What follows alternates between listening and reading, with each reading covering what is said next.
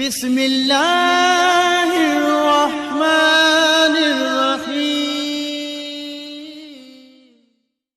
औज़ुबिल्लाहिमिनश्शैतानिर्रजीम। बिस्मिल्लाहिर्रहमानिर्रहीम।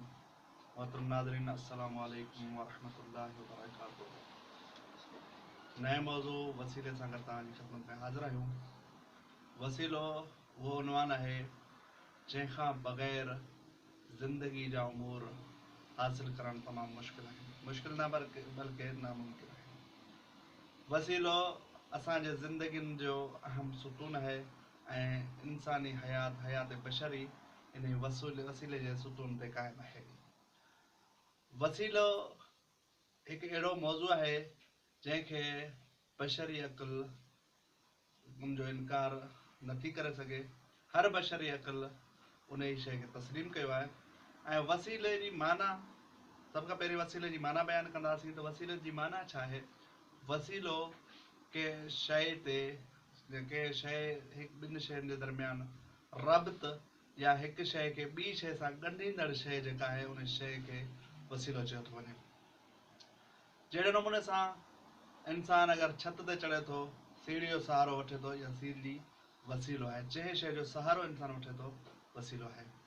वसीले जो मौज़ू अगरचे उलमा जे दरमियान मुख़्तलिफ़ी न आहे। उमूर दुनिया ऐं दीन में वसीले जो वसी मौज़ू मौजूदु आहे।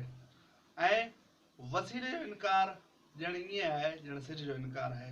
जेको शख़्स वसीले जो इनकार कंदो गोया कि उहो अक़ुल जहिड़ी बहितरीन नेमत खां महरूम नज़र अचे थो। छो जो असांजी ज़िंदगी जो हर अमर वसीले ते मौक़ूफ़ आहे। असां ज़िंदगी जो हर फ़ेल असांजो वसीले ते मौक़ूफ़ आहे। ऐं को इंसान अहिड़ो न आहे जेको पंहिंजा उमूर वसीले खां बग़ैर अंजाम ॾेई सघे, चाहे उहे दुनियावी उमूर हुजनि या दीनी उमूर हुजनि। वसीले जो अगरि मिसाल ॾिनी वञे त काफ़ी सारियूं मिसालूं दुनिया में पातियूं वञनि थियूं। सवाल इहो थो पैदा थिए त अहिड़ो जेको वाज़े मौज़ू आहे, इन ई मौज़ू में जेके शक व शुबहात विधा विया आहिनि उहे छो? कुझु कम ज़र्फ़, कम फ़हम या उहे माण्हू जेके नादान आहिनि उन्हनि दीनी उमूर में वसीले जो इनकार करे छॾियो आहे। अगरचे दुनियावी उमूर में को बि वसीले जो इनकार ई कोन्हे। दीनी उमूर में चवनि था वसीलो जाइज़ न आहे।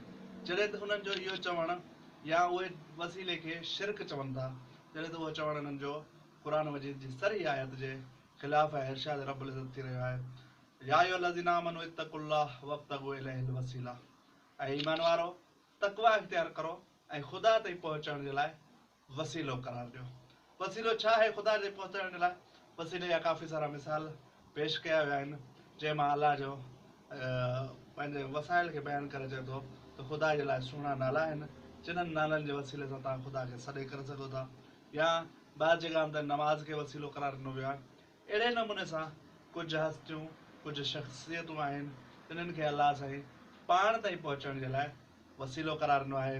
जेके मुक़रब हस्तियूं अंबिया अलैहिस्सलाम ऐं आइमा अलैहिस्सलाम जो हस्तियूं आहिनि, जिन्हनि खे ख़ुदावंद आलम पाण ताईं पहुचण जे लाइ वसीलो करार ॾिनो आहे। जहिड़े नमूने सां ख़ुदावंद आलम पंहिंजो पैगाम उन्हनि जे ज़रिए सां पहुचायो आहे।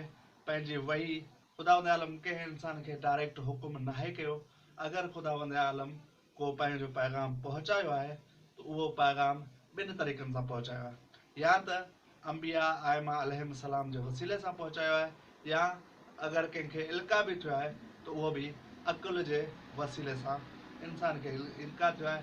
डायरेक्ट कंहिंखे को हुकुम नाहे मिलियो। अहिड़े ई नमूने सां ख़ुदावंद आलम जॾहिं पाण ताईं पहुचण जे लाइ ख़ुदावंद आलम फरमाए थो त वब्तगू इलैहिल वसीला, तव्हां मूं ताईं पहुचण जे लाइ वसीले खे तलाश करियो। इंशाअल्लाह इन मौज़ू से अॻी नशिस्त सां गॾु तव्हांजी ख़िदमत में हाज़िर थींदासीं। वस्सलामु अलैकुम वरहमतुल्लाह।